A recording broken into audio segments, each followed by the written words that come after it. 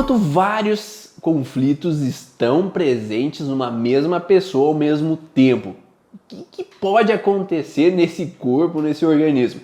No meu canal do YouTube, eu já falei um pouco sobre o contexto de que pessoas que têm sintomas de fase ativa de estresse, sintomas de fase PCL de estresse, crise epileptoide, qual é a relação então de às vezes uma fase ativa contínua, uma fase PCL em balanço, fase ativa em balanço, quando há recaídas do conflito, quando os trilhos emocionais podem reativar o sintoma e podem causar sempre sintomas diferentes e pode, às vezes, dependendo da forma da percepção que a pessoa tem sobre aquela situação, né, incomodar ou não incomodar aquela pessoa. Mas você já parou para pensar que dentro dos estudos das leis biológicas a gente aprende um mapinha assim da segunda lei biológica bonitinho. Então na fase de estresse eu tenho então uma hiperestimulação do sistema nervoso autônomo, eu tenho um relaxamento, uma inflamação, uma alteração, um cansaço do meu corpo para que eu reponha energias, porque na fase de estresse eu tenho que resolver, na fase de resolução eu tenho que agora restaurar aquele tecido que estava em estado de alerta na fase ativa.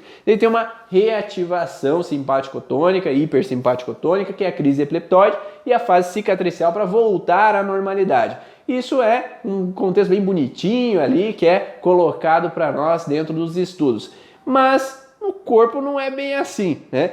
Nós estamos vivendo vários conflitos ao mesmo tempo. Alguns conflitos estão em fase ativa, outros em fase PCL, que é a fase de resolução, outros estão em conflito em balanço, então vira uma tremenda bagunça. Tanto é que tem algumas pessoas que perguntam: como que eu sei se a pessoa está em fase ativa ou fase PCL de estresse? Esse é um detalhe muito difícil às vezes de observar, porque ela pode estar em fase ativa e fase PCL ao mesmo tempo, de alguns órgãos em um e outros em outro. Qual é o detalhe? Às vezes a gente pode encontrar pessoas que estão em algum outro conflito, que ela está em fase ativa aqui de novo, constante ou contínua, ela está em outro conflito, onde que ela tem essa hiperestimulação um pouquinho menor do que a outra ali de cima. Então ela tem uma resolução e daí ela volta à fase ativa de estresse, ela tem a resolução e volta à fase ativa de estresse. Ou tem uma outra situação que está aqui simultânea, que ela pode entrar num conflito mais intenso, de mais tempo, e entrar na resolução aqui. Então vira uma bagunça dentro do corpo, como está aqui no flip chart.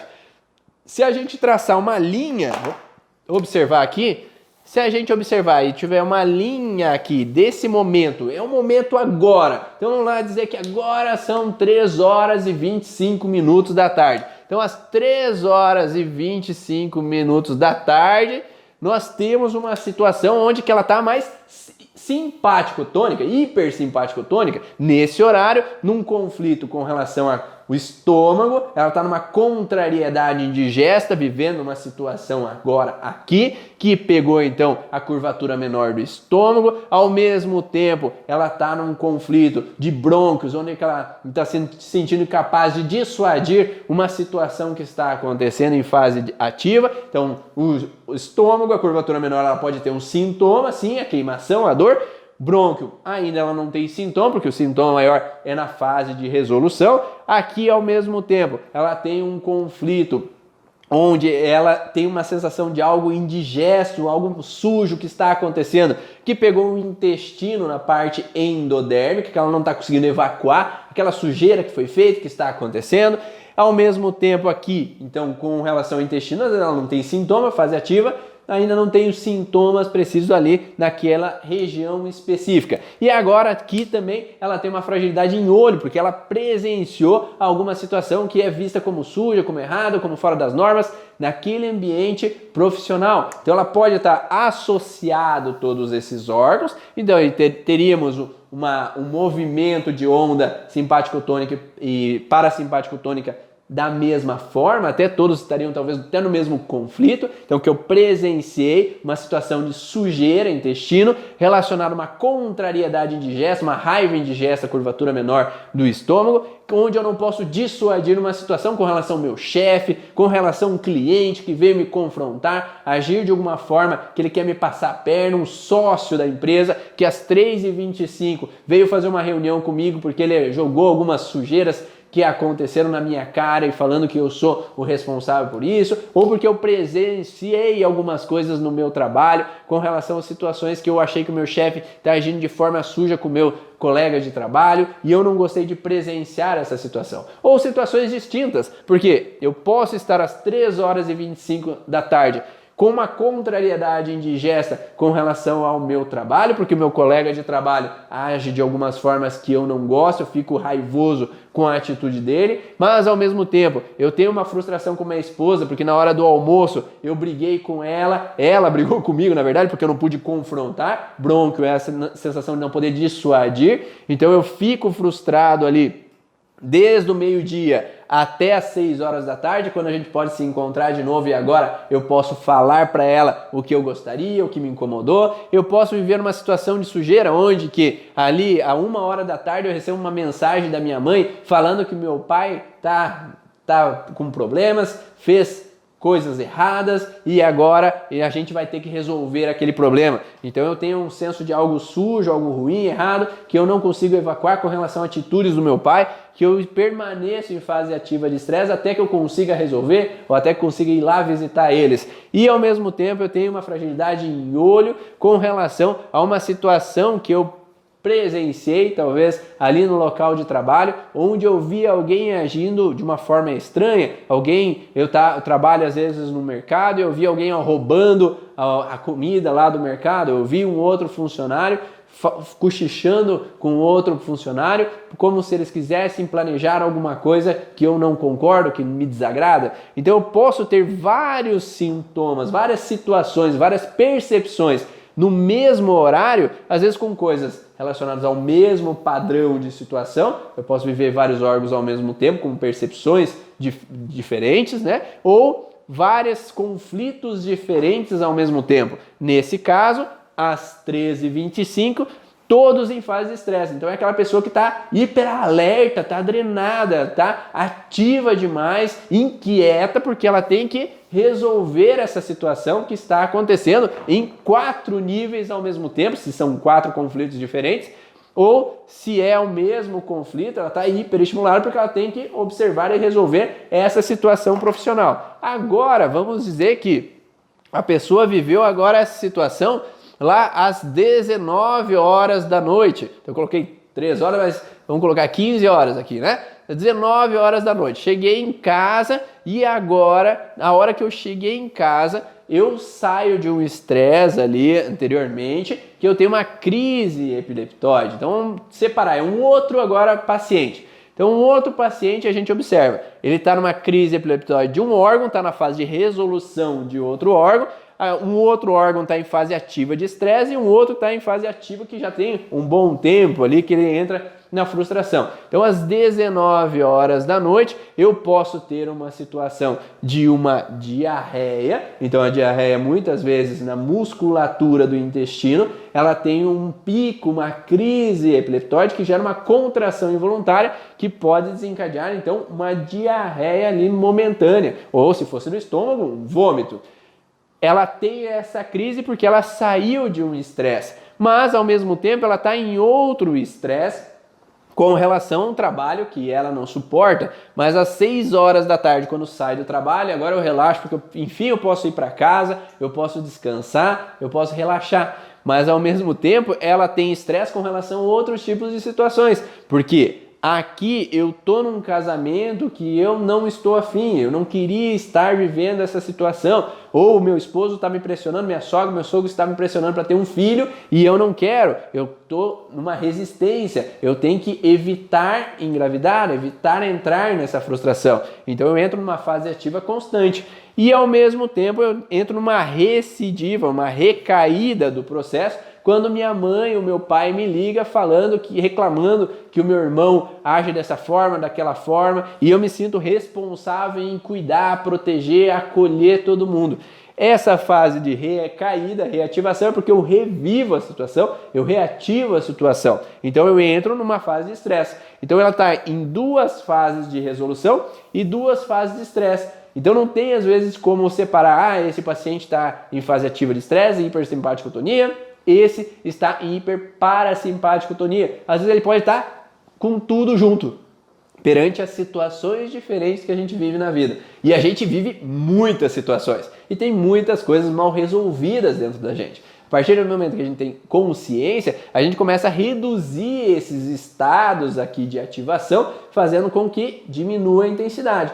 O que vai diferenciar se a pessoa está mais para simpaticotonia, mais para parasimpaticotonia? O diferencial é a intensidade que cada um dos conflitos é para mim.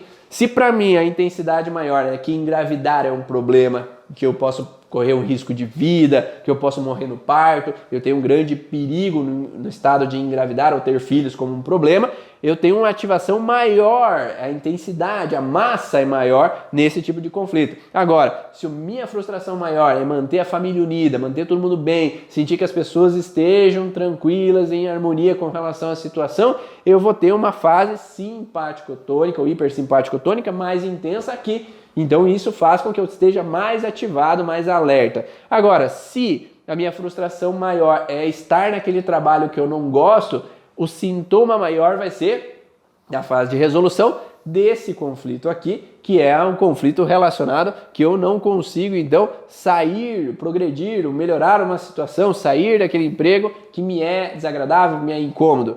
Ou eu posso ter uma crise epilética com a diarreia. Eu posso ter tudo ao mesmo tempo. Se você vai ver em hospitais, às vezes tem pacientes que têm vários conflitos ao mesmo tempo, que vai desencadear, então, às vezes, uma síndrome. Uma síndrome é quando várias coisas estão afetadas ao mesmo tempo. Por exemplo, um paciente ele pode estar em um processo, então, de fase de resolução a um conflito que leva ele ao hospital, porque ele está tendo, às vezes, uma inflamação intestinal que tem, às vezes, um sangramento intestinal na fase de resolução. Ele está na fase de resolução, ele está saindo de um estresse.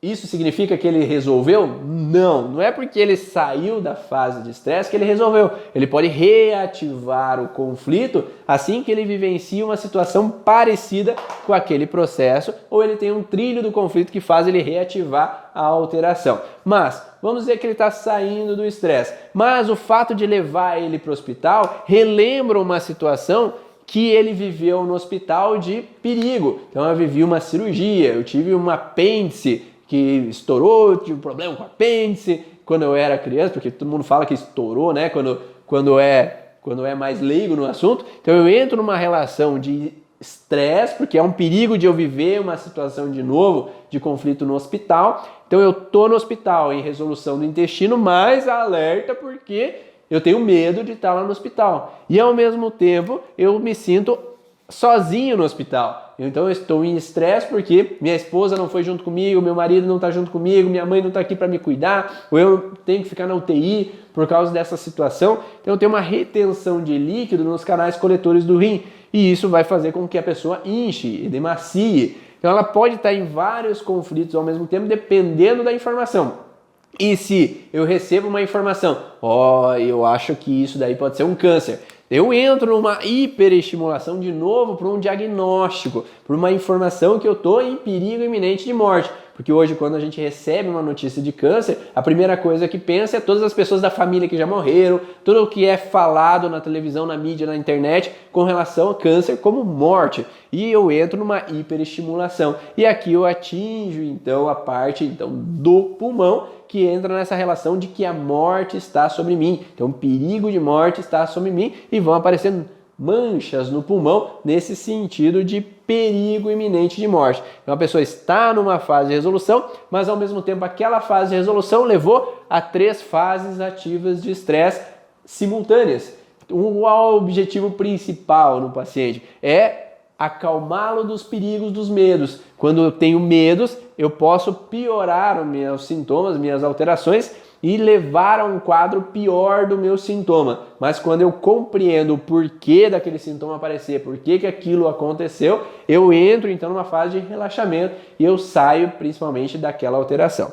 Uma outra coisa bem interessante que o Dr. Hammer observou é que quando nós temos conflitos relacionados ao córtex cerebral, principalmente nas zonas relacionadas à região hormônio dependente, que são regiões vinculadas à parte lateral, aos centros de controle de alguns órgãos específicos.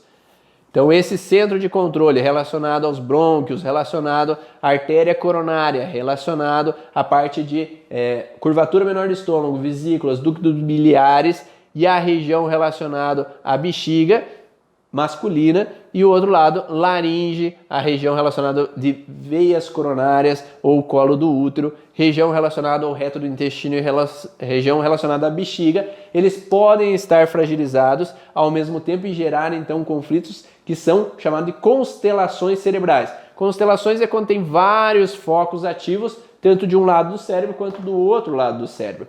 Mas o que acontece? Eu tenho então um conflito onde eu vivenciei uma hiperestimulação, um hiperestresse e estou continuamente nesse hiperestresse com relação à perda de território. Então eu me senti que houve uma perda de território, vamos colocar relacionado aqui à região da curvatura menor do estômago, vesícula. Tive uma perda de território que provocou um foco de fragilidade na vesícula, porque eu me senti que me arrancaram meu território de mim, eu não consegui tomar aquele território de volta para mim. Então eu estou em fase ativa desse estresse e eu estou continuamente frustrado porque minha esposa foi embora, levou meus filhos, minha casa, meu dinheiro e eu não consegui tomar o meu território de volta para mim. Eu tenho uma empresa, que eu tenho um sócio, que esse sócio me tomou a empresa de mim, eu não pude confrontar aquela situação e tomar de volta a empresa para mim. Eu tenho uma situação com meu pai que eu não consigo impor os limites sobre ele, ele me ataca, ele me confronta,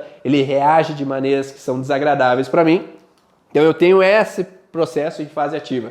Mas, segundo o Hammer, quando eu tenho um processo desse lado, eu começo a bloquear esse lado e funcionar do lado esquerdo do cérebro. E agora, se eu vivo uma outra situação de estresse, que me remete a um conflito relacionado a parte do reto do intestino, que é uma sensação de crise de identidade, qual é o meu lugar, ou não estão me dando meu lugar, essa relação de perda territorial novamente com relação a alguma outra coisa, né? Então eu perdi meu trabalho e agora perdi minha esposa. Então eu entro em dois conflitos ao mesmo tempo. Só que agora eu perdi minha esposa, me estressou momentaneamente, mas eu saí do estresse porque eu encontrei uma outra pessoa que é muito boa, muito interessante, muito agradável.